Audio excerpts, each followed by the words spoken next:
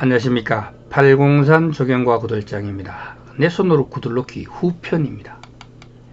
함실 위에 이맛돌을 올리고 불목구멍을 조절해 불기운이 고루 퍼지게 합니다.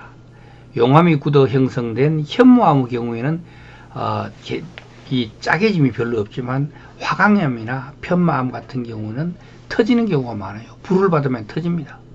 한 번, 두 번에요. 5, 6번 받으면 그냥 터져버려요.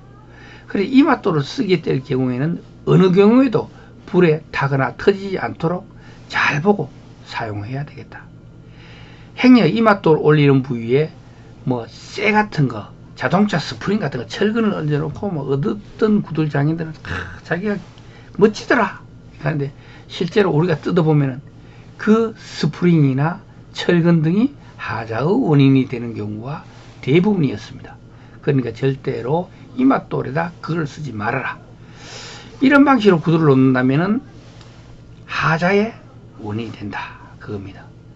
불목 설치. 불목은 아궁이에서 화기와 연기가 고래로 넘어갈 수 있도록 설치된 불목구멍과 불고개와 부넘기를 불목이라고 합니다. 불고개는 경사도 60에서 80도 정도로 경사지게 하고 부넘기는 고래바닥이 시작되는 어기에 잔돌과 반죽한 진흙으로 턱이 지도록 설치하고 부넘기는 고래뚜구 높이 고래바닥의 폭에 따라 적정한 폭과 높이로 만듭니다. 불고개의 경사면은 화기와 연기가 잘 넘어갈 수 있도록 진흙 또는 생석회를 섞은 진흙으로 면바르기를 합니다. 불목 부분에 있는 하방, 문지방 등의 목재 부위는 최소 200mm 이상 진흙 등의 불연 재료로 감싸가지고 불에 타지 않도록 합니다. 식은담 쌓기. 식은담은 고막이벽과 일체가 되도록 붙여서 싼다. 왜냐하면 연기가 세기 때문에 그렇습니다. 식은담의 기초부는 고래바닥보다 깊게 한다. 식은담은 고래뚝과 높이를 같이 하되 구들장을 설치했을 때 하방 하부보다 높지 않도록 하며 폭은 90mm 내외로 한다. 식은담은 화기, 연기가 외부로 새지 않도록 진흙으로 면바르게 한다. 식은담에 사용하는 재료는 돌, 와편, 전돌 등을 사용한다. 고래뚝 위에 갬돌을 받치고 진흙 반죽을 놓고 구들장을 올려 움직이지 않게 자리를 잡습니다. 연기의 흐름의 반대 방향인 개자리부터 구들장을 설치하는 게 원칙이지만 경우에 따라서는 반대로 아랫목부터 구들돌을 덮어나가기도 합니다. 돌과 돌 사이의 흙반죽을 문질러 주면 새침 작업하는 데 도움이 된다. 근데 요즘 구들은 아랫목부터 많이 놓습니다. 왜냐하면 아랫목에 두껍게 놓기 때문에 아랫목부터 놓는 게 원칙이다. 요즘은 그렇습니다. 구들장과 방벽 사이는 3 내지 5cm 정도 30에서 50mm를 떨어뜨리고 그 사이를 보드로한 마른 흙이나 세사 아주 고운 마른 모래를 채워 넣어 가지고 꼭꼭 다져 넣게 되면 연기가 새어나오는 것을 100% 가까이 막을 수가 있습니다. 요거를 손이 맵게 꼭꼭 다져 넣어야 된다.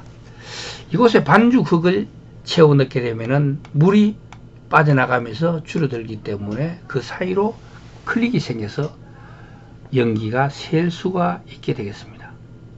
구들 시공은 사람 몸으로 떼고야 하는 고된 작업이기 때문에 마지막 단계가 되면 마음만 바빠지고 몸은 따라가지 않게 됩니다.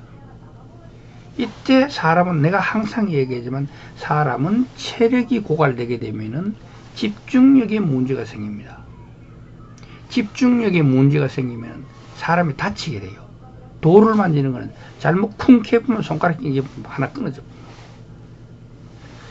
구들장을 다 덮으면 그것이 바로 방바닥이 되는 것입니다. 새침하고 거미줄 치고 부토를 충분히 올리죠. 이제부터 하루에 한 번씩 아궁이에 불을 넣어 고래를 말립니다. 센 불로 1시간 이상씩 피웁니다.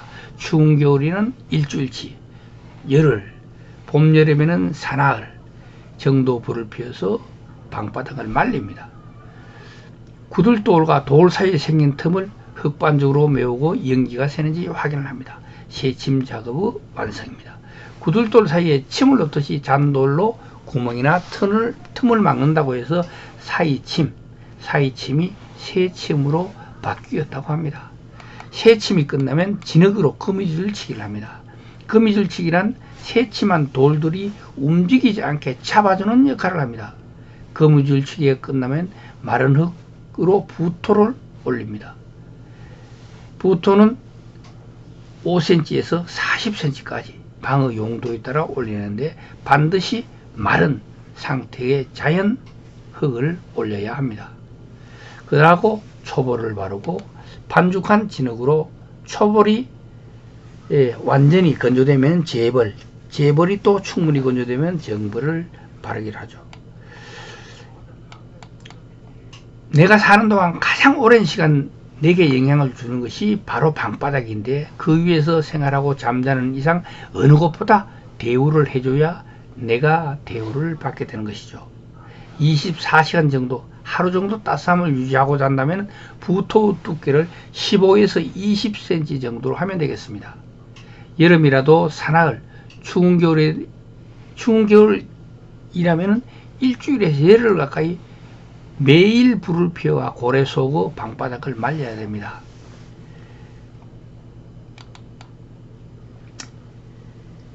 그래서 구들 장인들은 초벌까지만 하고 말린 다음에 재벌, 정벌은 주인이 직접 하거나 다른 구들 장인 또는 그 구들 장인을 다시 불러서 별도로 돈을 주고 해야 됩니다. 그렇지 않으면 구들 장인이 거기서 옛날에는 3일, 일주일 불 때가 뜨실 때까지 다 해주고 갔지만 지금은 하루 이틀 3일 만에 끝내고 가야 되기 때문에 여기서 하루 이틀을 허비할 수가 없다는 겁니다.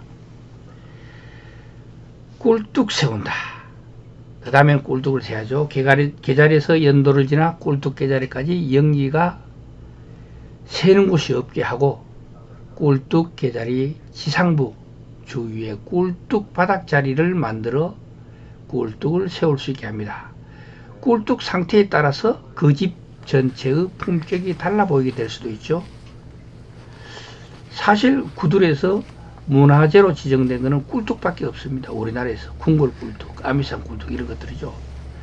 우람하고 웅장한 꿀뚝이라면 권위와 부를 느끼게 하고 아담하고 소박한 모습이라면 그 집의 학풍과 철학을 가늠케 합니다. 형편이 안되면 꿀뚝을 무릎 높이 정도로 해서 연기 구멍으로 뭔가 들어가지 않게 해놓고 사용하면 되겠습니다. 구멍으로 벌레나 쥐 같은 게 들어가게 되면은 냄새가 나고 썩은 내가 나겠죠.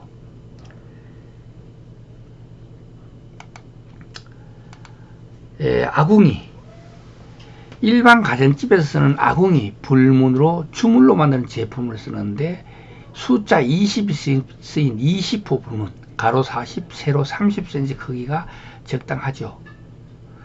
적벽돌이나 사각형의 자연석을 이용해 가지고 벽 양쪽으로 각 10에서 30cm 높이까지 쌓고 아궁이 불문을 끼워 맞춘 다음에 그 위에 머릿돌을 얹어 고정을 시켰습니다.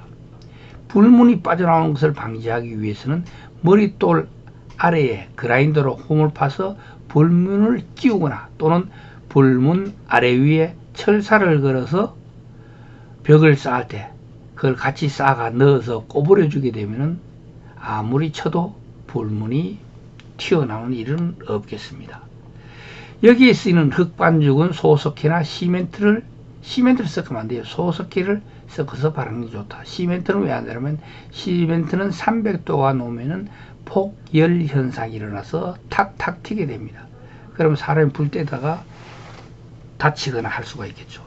그리고 튀고 끝나는 게 아니고 약해져요. 약해지면서 무너지게 되죠. 그러면은 불이 직접 닿는 데서는 시멘트를 안 쓰는 게 좋다. 그리고 시멘트는 라돈이라는 1급 발암 물질이 있어가지고 사용하지 않는 것이 좋다. 아무래도 비바람 등에 노출되는 곳이므로 황토 또는 소석회 발음으로 마무리하는 게 좋겠다. 부뚜막 아궁이로 마감할 때까지 부뚜막 아궁이로 마감할 때는 이 건축주 의견을 들어가 구들 장인이 최고 작품 만들어 주는 게 좋습니다. 왜냐하면 구들 작업이 끝나도 항상 사람이 거기서 불을 떼야 되기 때문에 보기도 하지만 다른 사람들로부터도 이 집의 꿀떡이 방바닥을 덮어놓으면 아무도 모르지만 이 꿀떡과 아궁이는 눈에 보이는 것이죠. 그래서 저는 구들장인이 최고 작품을 만들어 주어야 한다고 생각합니다. 오늘은 여기까지 하도록 하겠습니다. 지금까지 팔공산 조경과 구들장이었습니다. 끝까지 시청해 주셔서 대단히 감사합니다.